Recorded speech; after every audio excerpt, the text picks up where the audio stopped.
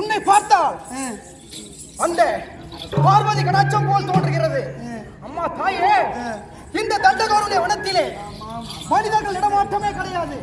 இந்த தண்டகாரனுடைய வனத்திலே அழுது கொண்டு புலம்பிக் கொண்டிருக்கிறாய். தாயே, அம்மா, நீ எந்த ஊரு, எந்த தேசம்?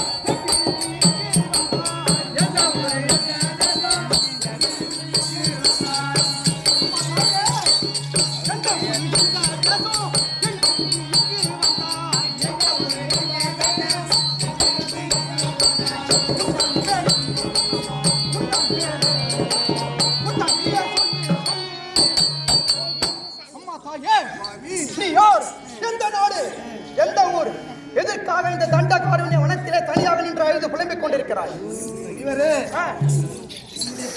இந்த வனத்தில் என்னை ஆதரிப்பதற்காக அறிமுனியோரே வந்தேன்.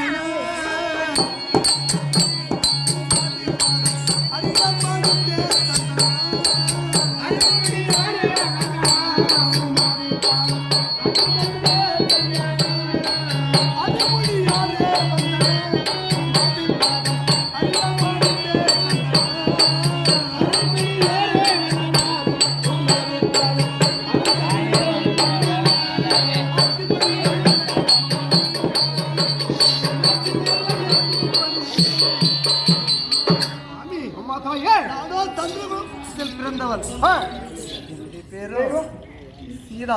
உன்னுடைய கணவன் யார்? ராமபிரான். ஐயோ தாயே, சுவாமி, என் தாய்க்கு ஒப்பானவள்ளி பகவான் ராவனுடைய மனைவியா? உனக்கு ஏன் இந்த நிலைமை?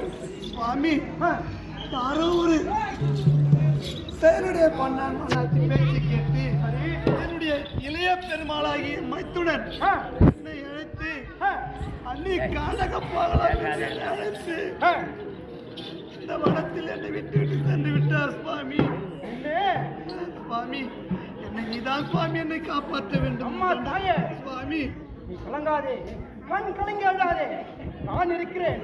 அதனால் அம்மா தாயே, அம்மா தாயே இங்கு வாராய்.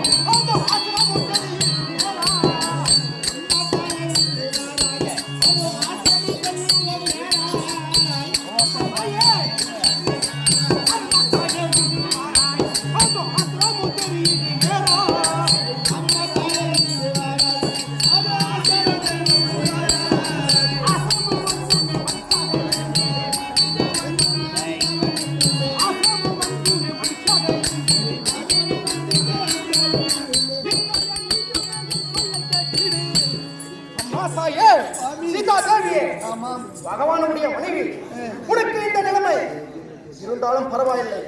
அதோ திரிகிறது பாத்தியாயனுடைய ஆசிரமம், அங்கே நீ வந்தால் அம்மா உனக்கு வேண்டா போர் உள்ளாது தான்.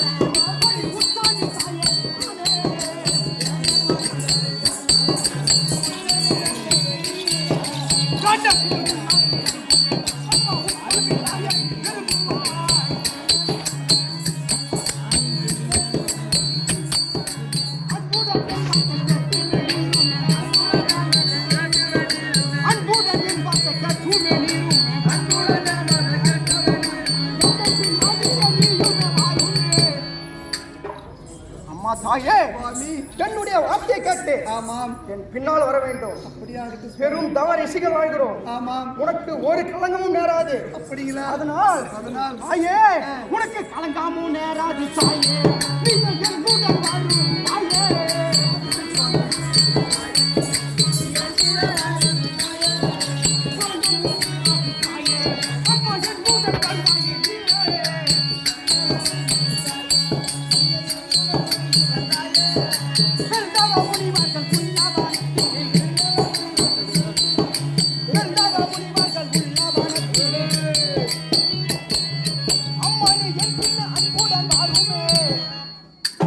தாயே, என்னுடைய ஆசிரமம் இருக்கிறது. அதுக்கு பக்கத்தில் உனக்கு ஒரு ஆசிரமம் அமைத்து வருகிறேன். அங்கே உன் கணவன் பாதத்தை வைத்து தினமும் நீ பூஜித்து கணவனையா கண்ட தெய்வம் என்று குதிப்பவன் நீ. அப்படிங்களா? ஆமா, தினமும் பூஜிக்க வேண்டும். அதனால சுவாமி என்ன செய்ய வேண்டாம்? அம்மா தாயே, சுவாமி நீயோ இப்போ நிறைமாத கர்ப்பிணியாக இருக்கிறாய். ஆமா ஆமா சுவாமி ஆ. என்ன செய்வேன்?